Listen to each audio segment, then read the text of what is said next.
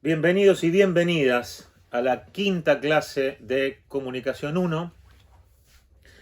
Nos toca ver la clase pasada, si mal no recuerdo, sí, hemos visto el estructuralismo como esa gran corriente de pensamiento que involucró de alguna manera a prácticamente todas las disciplinas sociales, a la filosofía, al arte, a la mitología.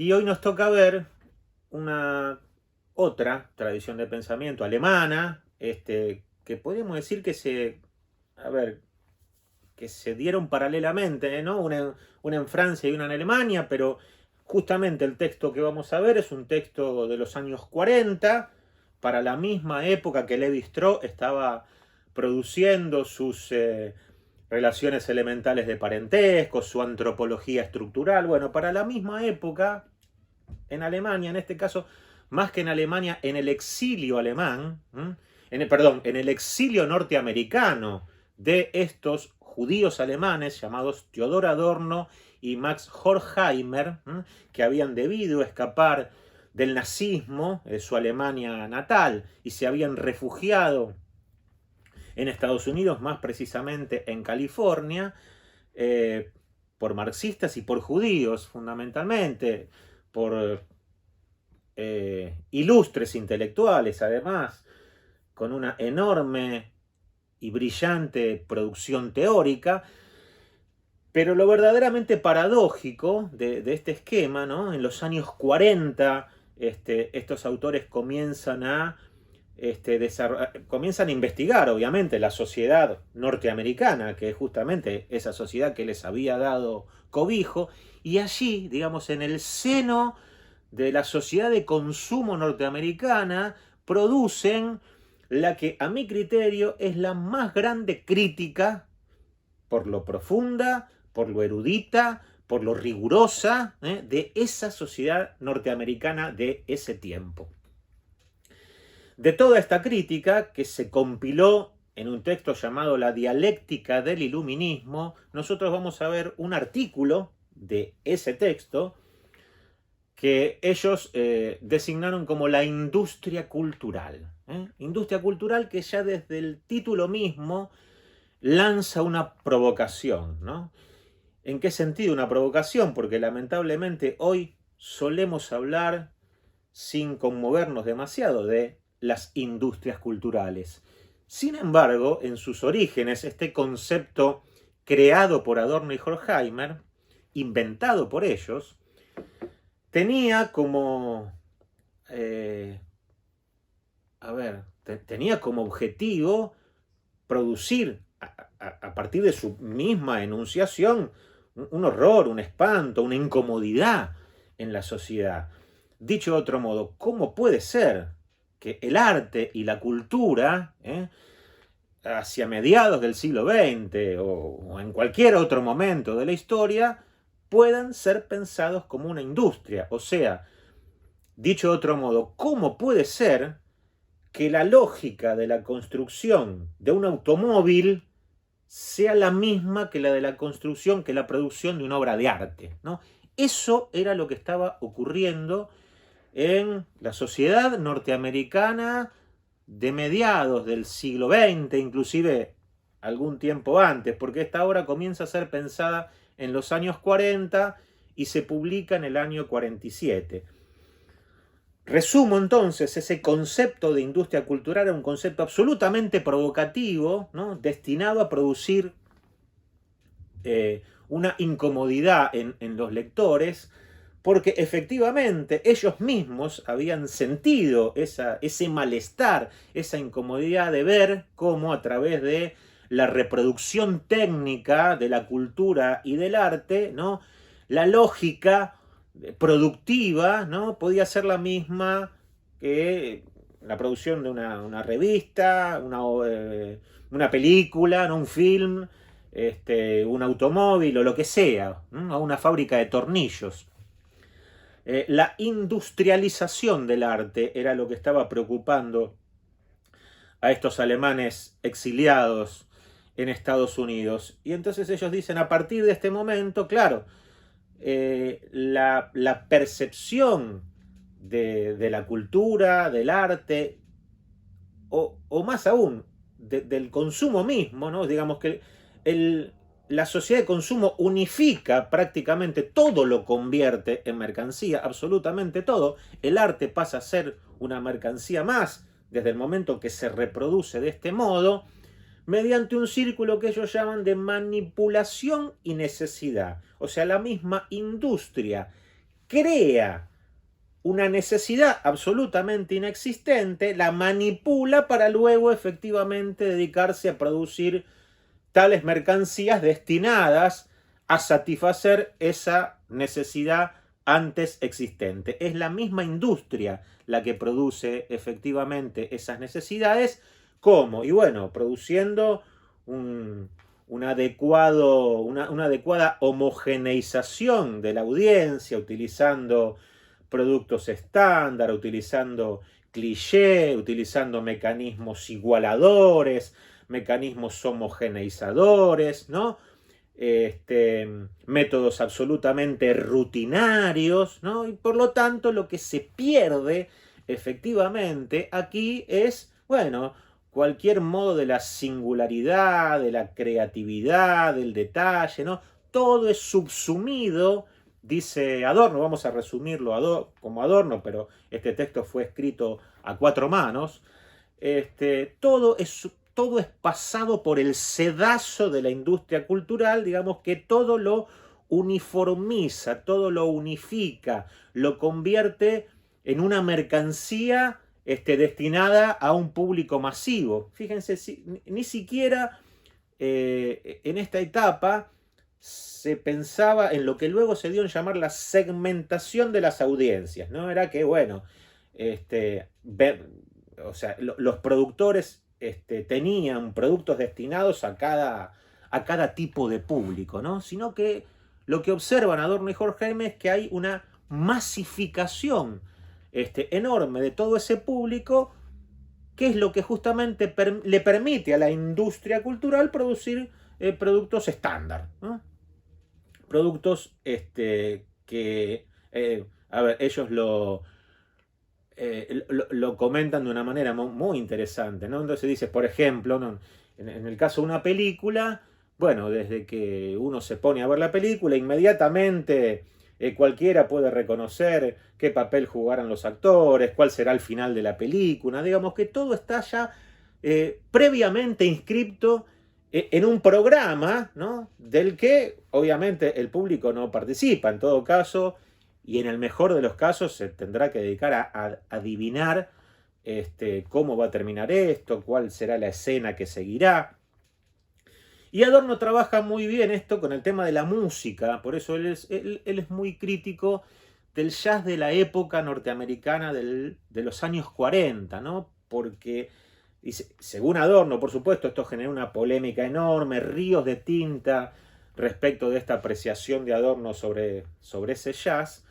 Él dice, bueno, el jazz, o por lo menos este tipo de jazz hecho por máquinas en los años 40 de la sociedad norteamericana, obviamente es una armonía absolutamente repetitiva donde quien escucha inmediatamente puede adivinar, puede anticiparse al sonido o al compás que viene luego, ¿no? De manera que no hay nada del orden de la sorpresa, de la imprevisión, ¿no?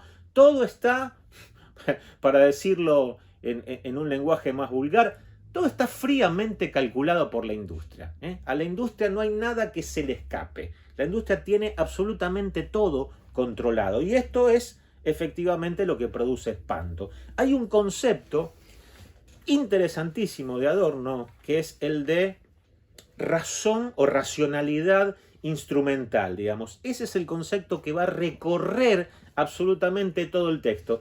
¿Y qué significa esta racionalidad instrumental? Bueno, es un momento de la razón en que la razón que se ha terminado por imponer, que ha hegemonizado las relaciones humanas, Es una razón absolutamente abstracta, una razón formal, una razón del cálculo, de la utilidad, una razón, podríamos decir, mercantil, ¿no? Donde en todo caso el otro, o todo objeto, toda persona, es un simple instrumento para mi fin. No es un medio, perdón, no es un fin en sí mismo, sino un medio para el fin. Bueno, este tipo de racionalidad instrumental, dicen Adorno y Horkheimer, no es un invento del capitalismo, no es un invento de la sociedad de consumo norteamericana, sino que podríamos remontarlo, inclusive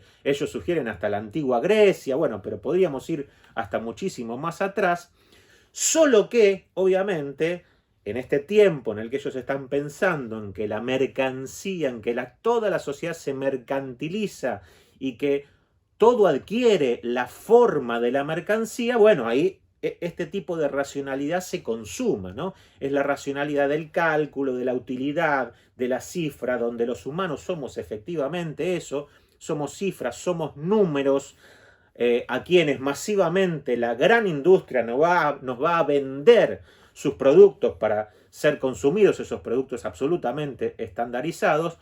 Pero lo interesante, Adorno, que dice que esta lógica instrumental no difiere demasiado, ojo con esto, no difiere demasiado de la lógica que, por ejemplo, han utilizado los rusos en sus campos de concentración o los nazis.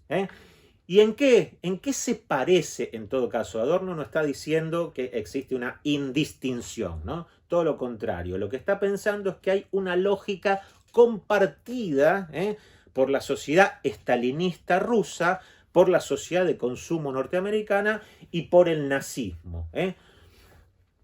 A ver, si estamos diciendo que efectivamente esta racionalidad instrumental lo que hace es aplanar cualquier modalidad de la singularidad, de la crítica, de la negatividad, transforma a los humanos, en este caso, en números, en cifras, ¿no? En datos absolutamente cuantificables, ¿por qué no pensar, por qué no trasladar, digamos, este mismo cuadro a un campo de concentración, ¿no? Pensemos en los nazis, si se quieren, donde esos humanos que llegaban siendo humanos eran sometidos a una enorme cantidad de torturas, como consecuencia de las cuales dejaban de ser humanos, pasaban a ser humanoides, zombies, ¿no?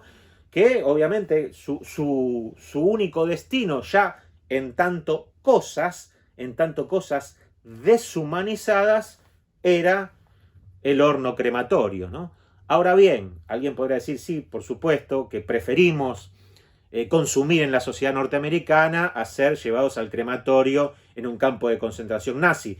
Claramente sí. Ahora bien, la lógica instrumental que está operando en ambos casos es exactamente la misma, porque es una lógica de la cuantificación, una lógica de la abstracción, una lógica de la pérdida absoluta de la singularidad, de eso que nos caracteriza, si ustedes quieren, en tanto humanos, y entonces una lógica de la deshumanización. Y bueno, una vez que dejamos de ser humanos y pasamos a ser cifras, como eran cifras los prisioneros de los campos de concentración, bueno, ¿por qué no caminar, marchar rumbo a un crematorio?